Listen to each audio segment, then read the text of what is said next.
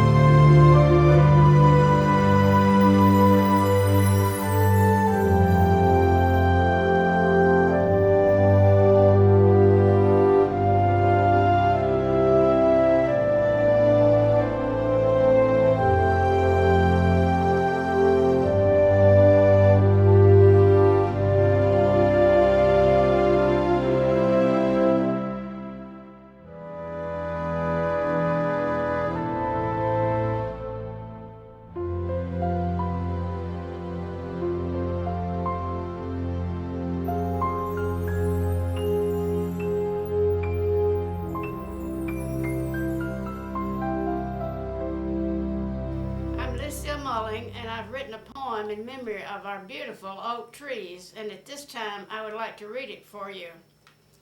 The beautiful oaks are gone, but their memory lingers on. They stood so tall for many a year. Their beauty was something we all held dear. If they could speak, many tales they could tell. They have seen times come and go. The limbs would dance and put on a show. They stood the times, as we all well know. They did their duty for shade to make, and home for the birds was no mistake. Philip's dining room will have a new look. Without the trees, it won't be the same. But whatever is planted will be pretty, I know. Leave it to the landscapers. Whatever to be, they will design something pretty to see. But only God can grow a tree. Thank you. My love and respect for trees and leaves developed at a very young age. My first recollection was when I was about 6 years old, living on Dyer Street in North Berwick, Maine. In back of our house were many deciduous trees, which unleashed their array each fall. My brother and I would often rake these into piles and enjoy very much jumping into them. Eventually, these piles of leaves would be burned by our dad. Pollution never thought of in those days. Growing up in Maine, I looked forward to fall, the cooler air, and especially the brilliant foliage. I recall as a child visiting my grandparents, who had acres of trees behind their home. And as a child, I would take walks through these trees, admiring their branches and occasionally climbing on one of them. Especially was I intrigued with the spruce trees, whose sap hardened and became a substitute for chewing gum. This was the Depression folks' chewing gum. There is no place like New England for varied trees.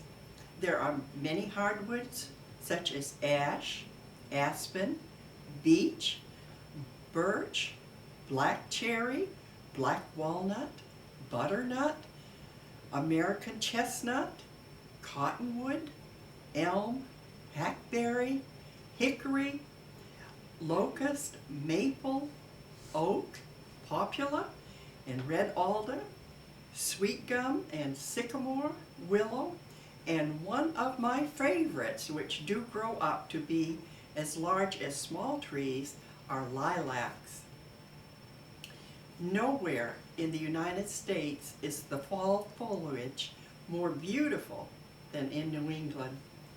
I feel that the proof of this statement is in the fact that there are a number of trees there that do not grow in other areas, especially the brilliant yellow of the beech, the colored leaves of the white and silver birch, the elm in its lime green. I lived for many years in Crossville, Maine, where from the back of my house was a gorgeous view of the Aroostook River, and over beyond that a hill that was arrayed in brilliant colors, and it resembled a large patchwork quilt. I'd like to share with you one of my favorite poems as we mourn the removal of our mighty oaks. This is The Mighty Oaks by Dark Wing. King of the greenwood, king of the grove, Lord of truth is the mighty oak, conveying the words of Jupiter, lending its no holes to fairy folk. Worshipped by Vikings, Druids, and Celts, door to the three worlds of shaman wise. Sacred tree, the mighty hammer of Thor, and raging powers of Zeus oak defies. Ancient spiritual leak, steadfast and strong, home of Horn, the hunter giving shade, leading the way to truth and inner strength, giving up your boughs to kindle need fires. Fuel for summer solace fires, so bright doorway of the great turning point of year, taking power and strength of the sun to its height, sitting neath your branches spread so wide, soothing, calming problems of the mind, and renewing strength and courage, finding faith. Oak will help us leave our troubles here. Wand of oakwood, acorn carved at end, talisman protecting us from harm. Then in Yule, your branches long and strong will burn away on our grates to keep us warm. Mighty oak, from the tiny acorn grown, deep within our English hearts you reign, holding secrets from times long gone. Long may the Lord of truth in us remain. Before I read this, have you ever heard of Depression Child Stationery? Well, for Ann's benefit, this is it. You never throw away anything that you can use again. So I used and back part of an email which I use from day to day. Never throw anything away that might be used again. Oaks, at least that's what they call them. Then they confuse me by adding the word water oaks. Now I ask myself, does that mean that the oaks give water or take water? Do they grow in water, or do they need, in order to survive, to be close to the water? Or do the oaks forecast the coming of water? They don't feel like water, they don't smell like water, they don't even look like water. But still, as if to confuse a lot of people, they are called water oaks. How now? Reminds me of those folk called Christians, before whose name is so often placed as if to define them more appropriately, a label. An arbitrary label, such as fundamental, born again, liberal, conservative, ultra-fundamentalist, and other sort of binding labels. Doesn't help me much in loving them anymore, or even understanding them more. All the label does is show me what confusion we humans can cause by trying to amplify what God has so simply defined. An oak is an oak is an oak. A Christian is a Christian is a Christian, regardless of the label. They don't all look alike, they don't all feel the same, and they sure don't all smell the same, but they are in the Creator's view of things. My first encounter with the big oaks, now gone from out front, was the night when on my first drive from Live Oak to the village, I didn't see the upcoming big curve on Route 136. I drove straight ahead, or should I say skidded straight ahead, as I tried to stop the car after going off the road and heading toward a rather steady oak. After the dust cleared, I backed onto the asphalt, turned left, and finally arrived at the village. To collect myself a little, I stood under the big limbs of those big oaks, now gone. The big curve is still there though. Curves in the road. That's life. Over the years, many residents and friends of the village have used the oak trees as a backdrop for family photographs.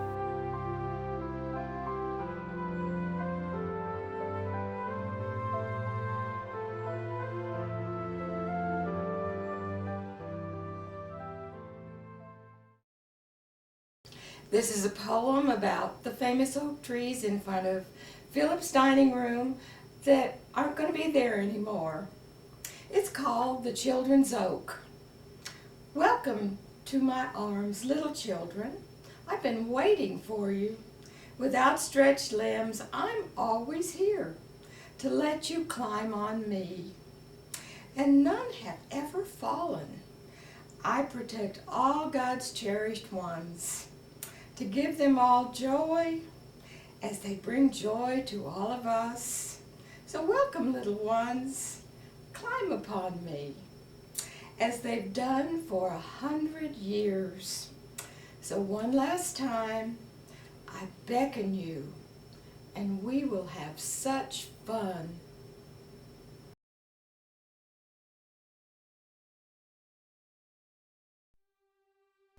Ode to the Oaks, the children's trees.